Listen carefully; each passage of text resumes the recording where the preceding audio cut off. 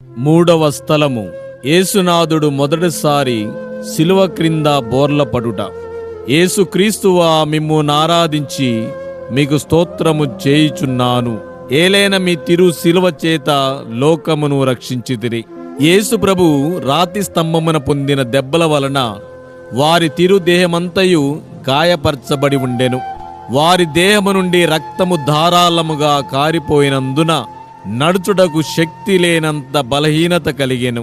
అయినను వారి భుజం మీద ఈ భారమైన గొప్ప మ్రానును మోయబడెను. రానోవారు వారిని కొట్టినందున ఇట్లు పలుమార్లు నేలపై పడిరని ధ్యానింతుముగాక. నా రక్షకుడైన యేసువా, దేవుల వారికింత బాధ పెట్టినది శిలువ భారం కాదు, నా పాపముల భారమే. మొదటిసారి పడిన ఫలమును చూసి నేను పాపములో పడకుండా నన్ను కాపాడండి. ఎల్లప్పుడూ నేను మిమ్ము ప్రేమింప అనుగ్రహము పాలించండి స్వామి. ఆమేన్.